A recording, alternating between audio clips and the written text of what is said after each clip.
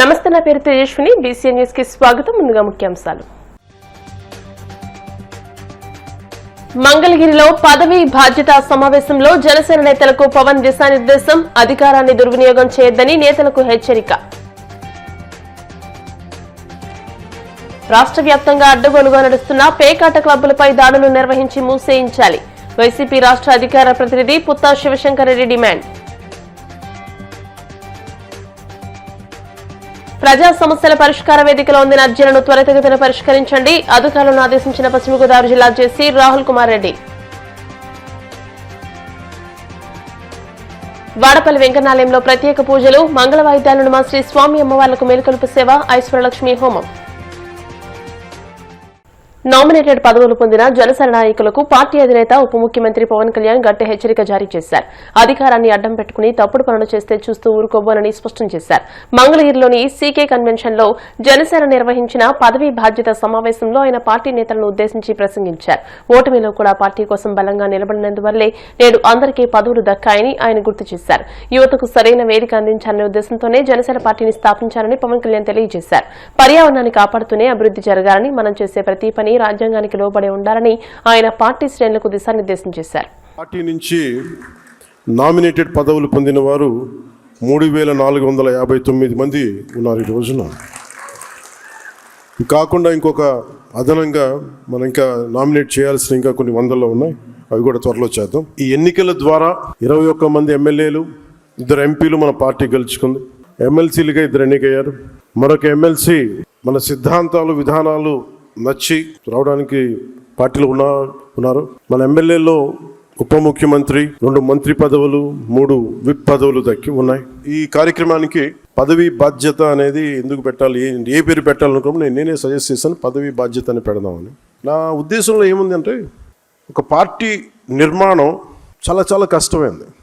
పదే చెప్తా ఉంటాను, కానీ ఒకసారి ఇది మనకి కంప్లీట్గా మన డిఎన్ఏలోకి వెళ్ళిపోవాలి. మేజర్ ప్రాబ్లం పార్టీ పెట్టే సమయంలో మనకున్న రాజకీయ నేపథ్యం ఇవన్నీ ఎలా ఉంటాయంటే, ముఖ్యంగా రీజనల్ పార్టీస్కి ప్రాంతీయం మీద ఉన్నంత అవగాహన దేశం మీదగానే ఉండదు. కొన్ని సామాజిక సమస్యల మీద ఎంతసేపు ఎలక్షన్ కోణంలో నుంచే పార్టీలు ఉంటాయి. మన ఆలోచన విధానం ఉంటుంది. దానికి విభిన్నంగా ఒక పార్టీ నిలబడాలంటే ఏం చేయాలి, ఒక పార్టీ బలంగా వేళ్ళునుకుపోవాలంటే ఏం చేయాలి, నా తపనంతా ఇదే ఉండింది. నేను ఆల్మోస్ట్ ఒక 23-24 నుంచి నేను పడ్డ తపన, కొన్ని అనుభవాలు అన్నీ కలిసి ఈ రోజున ఇన్ని దాదాపు 4000 మంది ఈ రోజున పదవులు వచ్చినాయి.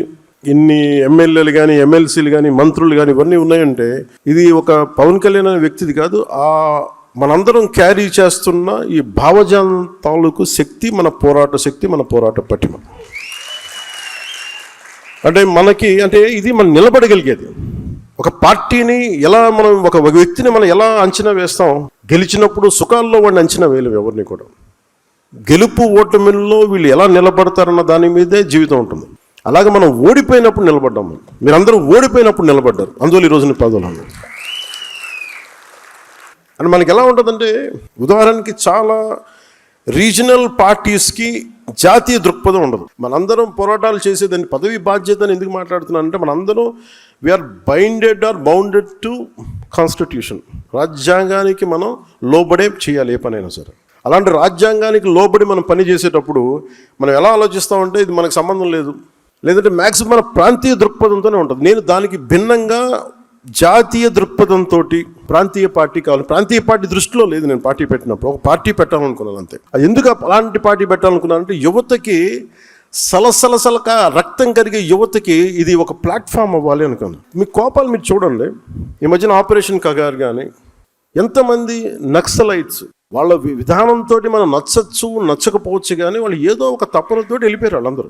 అంటే ఒక పందాన్ని ఎంచుకుంటే మనం వెళ్ళిపోయి ప్రజలకి న్యాయం చేయొచ్చు, లేదా కొత్త రాజ్యం, కొత్త విధానాలు నిర్మించవచ్చు అన్న ఒక ఆలోచన.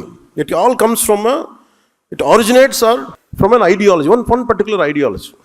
అది ఏదైనా కావచ్చు. అలాంటిది వాళ్ళు యువత వెళ్ళిపోయి 70s కావచ్చు, 80s కావచ్చు, లేట్ 80s కావచ్చు, వాళ్ళందరికీ ఇప్పుడు 50 ఏళ్ళు వచ్చేసి పోరాటం ఓడిపోయి, న్యాయం చేయలేక అటు ఇటు పడిపోయి, ఎంతమందో చనిపోయి ఇలా కకావికలం అయిపోయింది.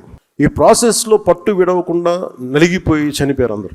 అంటే మీకు ఎందుకు చెప్తున్నాను ఇదంటే, if you don't have an ideological framework, ఒక ideological framework that to within the norms of constitution, ఒక బ్యాలెన్స్డ్ ఐడియాలజీ లేకపోతే ఏం జరుగుద్ది అని అనడానికి మనకు అనేక దాఖలాలు ఉన్నాయి. మీరు ప్రాంతీయతత్వం తీసుకోండి, దానికి ఒక టైం లైన్ ఉంటుంది. కేవలం 2-3 కులాలే కావాలి అని చెప్పండి, దానికి ఒక టైం లైన్ ఉంటుంది. దాని తర్వాత అవి పడిపోతాయి. అంటే మీకు సరైన ఐడియాలజీని కనుక మనం ఎంచుకోకపోతే, అందుకు నేను చాలా తపన పడ్డాను. జనసేన ఐడియాలజీ ఇది వెళ్ళే కొద్దీ ఇది విస్తృతంగా పెరిగే ఐడియాలజీ తప్ప, ఎక్కువ మందిని లోపలికి వచ్చే ఐడియాలజీ తప్ప వేరు చేసే ఐడియాలజీ అయితే కాదు. ఇది మీకు నేను బలంగా, దానికి ఉదాహరణ మీరు ఈరోజు ఇక్కడ కూర్చున్నారు మీరు అందరూ. అంటే నాకు బలం లేకపోతే, అంటే నాకు ఎంత బలం ఉండాలి నాకు ఈ ఐడియాలజీ, నేను బతికే భావజాలం అది, నేను బతికే భావజాలం. నేననే కాదు, మనిషి అన్నోడు ఎవడైనా సరే సరిగ్గా దారిలో ఉండాలి ప్రపంచం దేశం అనుకున్నాడు ఎవడైనా బతికే భావజాలం. నువ్వు ఎన్ని అర్థం చేసుకోవాలి. అప్పట్లో రాజకీయ ప్రయాణాలు ఉన్నప్పుడు కేవలం 2-3 కులాలతో కూర్చొని మాట్లాడదాం అంటే అలా ఎలా కుదురుద్ది? ఈ రోజున పెద్దపూడి విజయ్ కుమార్ గారు ఇక్కడ కూర్చోవాలంటే మిగతా కులాల ఆసరా లేకుండా జరగదు కదా. పెద్దపూడి విజయ్ కుమార్ గారు కూర్చోలేరు. అలాగే ఈరోజు కాపు కార్పొరేషన్లో ఒకళ్ళు కూర్చోవాలంటే మిగతా కులాలు లేకుండా ఎక్కడ జరుగుద్ది? సో బేసిక్గా ఫండమెంటల్గా మనందరం ఎట్లా ఉన్నామంటే మాకు రాలేదు అంటారు తప్ప, అసలు అందరం కలిస్తేనే సమాజం అన్న ఆలోచన మనందరికీ చంపేశారు అందరూ సక్సెస్ఫుల్గా. నేను పెట్టింది ఒక కులం కోసం ఎప్పుడు పార్టీ పెట్టలే. ఒకసారి చాలా ఇబ్బందిగా ఉంటుంది, ఒక కులానికి పరిమితం చేస్తుంటే, అరే నేను ఇంత విస్తృతంగా ఒక యూనివర్సల్ థాట్ తోటి నేను వస్తున్నప్పుడు నన్ను కూర్చోబెట్టి, అది ఒక స్ట్రాటజీ. అది confining any individual to particular ideology, region, religion is a clear cut strategy to confine. అది మనకి వర్తిస్తే కానీ ఇంకెవరికి వర్తించు. అదొక గొప్ప ఆలోచన. మిగతా వాళ్ళకి వర్తించు, మనల్ని విమర్శించే వాళ్ళకి అది వర్తించదు. ఇదంతా మనకే వర్తిస్తుంది. ఏలూరు జిల్లా నూజివీడు నియోజకవర్గం ఆరిగేపల్లి మండలంలోని పోతవరప్పాడు శివారులో ఉన్న మ్యాంగో రిక్రియేషన్ క్లబ్ లో ఏడాదిన్నరగా యథేచ్ఛగా పేకాట శిబిరం నడుస్తుందని స్థానికులు ఫిర్యాదు చేసినా కూడా ఎందుకు పట్టించుకోలేదో ప్రభుత్వం సమాధానం చెప్పారని వైసీపీ అధికార ప్రతినిధి పుత్తా శివశంకర్ రెడ్డి డిమాండ్ చేశారు. తాడేపల్లి వైసీపీ కేంద్ర కార్యాలయంలో మీడియాతో మాట్లాడుతూ పోలీసుల దాడుల్లో కోట్ల కొద్దీ నగదు దొరకడంతో పాటు 120కి పైగా కార్లు, 50కి పైగా బైకులను స్వాధీనం చేసుకున్నారని తెలుస్తున్నా ఎల్లో మీడియాలో దీనికి సంబంధించి ఒక్క వార్త కూడా రాకపోవడాన్ని ప్రజలు ఎలా అర్థం చేసుకోవాలని ప్రశ్నించారు. దీనిపై ఇంతవరకు ప్రభుత్వం స్పందించకపోవడం చూస్తుంటే ప్రభుత్వ పెద్దల అండదండలతోనే పేకాట శిబిరం నడుస్తున్నట్టు అనిపిస్తుందని ఆయన ఆరోపించారు. తర్వాత ఈ టైం అధికారంలోకి వచ్చిన తర్వాత తండ్రి, కొడుకు, అదే విధంగా తన పార్ట్నర్ కలిసి రాష్ట్రంలో ఈ వర్గము ఆ వర్గం అనకుండా ప్రతి వర్గాన్ని అణగవేస్తూ భూమి దగ్గర నుంచి నేచురల్ రిసోర్స్ అన్ని కూడాను, ఇసుక కావచ్చు, మైనింగ్ కావచ్చు, అదే విధంగా మందు కావచ్చు, తర్వాత గంజాయిని కూడా విచ్చలవిడిగా ప్రోత్సహిస్తూ విద్యార్థులని, అనేకమైనటువంటి అన్ని వర్గాల వారిని ఏ విధంగా బానిసలు చేస్తున్నారో చూస్తున్నాం. అక్కడి నుంచి మొదలెడితే ఈ రోజు గత 24 గంటల నుంచి చూస్తా ఉన్నాము. ఏలూరు జిల్లాలోని అగిరిపల్లె మండలంలో మ్యాంగో బే రిసార్ట్స్ రిక్రియేషన్ క్లబ్ అని పెట్టి అక్కడ వందలాది కార్లు, వందలాది ప్రముఖులతో, కోట్లాది రూపాయల నగదుతో పేకాట నిర్వహిస్తూ అందులో ప్రముఖమైనటువంటి రాజకీయ కూటమిలో ఉన్నటువంటి రాజకీయ నాయకులు, వ్యాపార వర్గాలు, ఇతర రాష్ట్రాల దగ్గర నుంచి వచ్చిన వాళ్ళు, వీళ్ళందరినీ కూడాను చూస్తున్నాం. అన్ని న్యూస్ ఛానల్లో, ఎల్లో మీడియా రాదనుకుంటాను, వాళ్ళ ఛానల్లో వాళ్ళకి సంబంధించింది, మిగతా న్యూస్ ఛానల్ కావచ్చు, మొత్తం అంతా కూడాను ఈ రోజు వార్తగా ఆ ఏలూరు జిల్లాలోని అగిరిపల్లి మండలంలో జరిగేటువంటి మ్యాంగో బే రిసార్ట్స్ క్లబ్ చూస్తాను. అక్కడ ఏం జరుగుతుందంటే హైకోర్టు ఉత్తర్వులని ఒక బోర్డు పెట్టి లోపల గోవా, అదేవిధంగా ఇతర దేశాల్లో ఏ విధంగా క్యాసినో లాంటి గేమ్స్, క్యాసినో ఎలా ఆడిస్తారో అచ్చం అదే విధంగా ఈరోజు ఆ మ్యాంగో బే రిసార్ట్స్ జరుగుతా ఉంది. సేమ్ అదే పుంతలు, కోట్లాది రూపాయలు నగదులు దొరకడమేంటి, వందలాది వెహికల్స్ అక్కడ పట్టుబట్టడము, దాదాపు వందలాది మంది ప్రముఖ నాయకులు, అధికార పార్టీకి చెందినటువంటి ప్రముఖ నాయకులు, అదేవిధంగా ఇంకా పెద్ద ప్రముఖులు ఉన్నట్లు మనం చూస్తా ఉన్నాం. కానీ ఇంతవరకు ప్రభుత్వం స్పందించలేదు, మీడియాను అక్కడికి పంపించలేదు. మీడియా వస్తే అడ్డుకుంటున్నారు.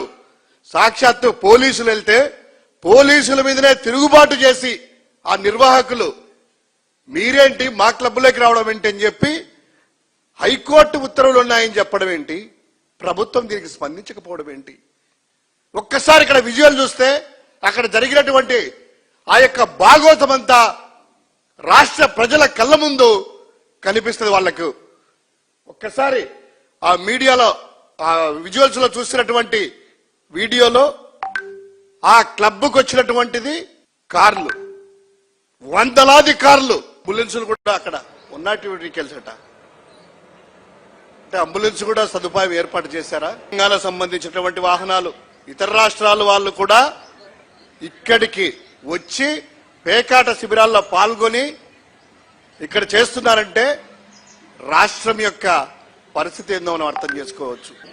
ఈ కాయిన్స్ వచ్చేసి క్యాసినోలో డబ్బులు కట్టించుకొని డిపాజిట్ చేయించుకోమని ఆ కాయిన్స్ ఇచ్చి వాళ్ళతో ఆడిస్తారు. ఎక్కడ? గోవానో ఇతర దేశాల్లో.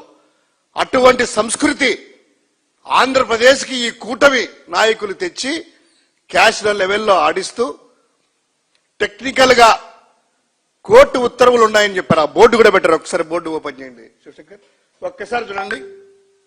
ఆంధ్రప్రదేశ్ హైకోర్టు ఉత్తర్వుల పైన mango bay cultural and recreation society నడపబడుతున్నది. మనకు అందిన సమాచారం ఏంటంటే అక్కడ చెప్పేవాళ్ళు నిర్వాహకులంతా హైకోర్టు ఆర్డర్లు ఉన్నాయి, పేకెట్ రన్నింగ్ చేసుకోమని మాకు మీరెవరు అడిగేదానికని పోలీసులు తిరుగుబాటు చేశారట.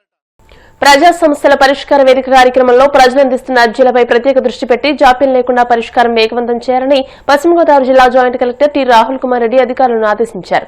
భీమవరం కలెక్టరేట్లోని పీజీఆర్ఎస్ సమావేశ మందిరంలో డీఆర్ఓ బి శివనారాయణ రెడ్డి, గ్రామ వార్డు సచివాలయాల అధికారి Y Dosireddy, DWAMA PD doctor KCH Apparao, జిల్లా వ్యవసాయ శాఖ అధికారి జెడ్ వెంకటేశ్వరరావులతో కలిసి జిల్లాలో పలు ప్రాంతాల నుండి ప్రజా సమస్యల పరిష్కార వేదికకు వచ్చిన ప్రజల నుండి జేసీ అర్జీలు స్వీకరించారు. ఈ కార్యక్రమంలో వివిధ శాఖల జిల్లా అధికారులు, వృద్ధుల సంక్షేమ అప్పీలేట్ ట్రిబ్యునల్ మెంబర్ మేళం దుర్గాప్రసాద్, పలు శాఖల సిబ్బంది పాల్గొన్నారు.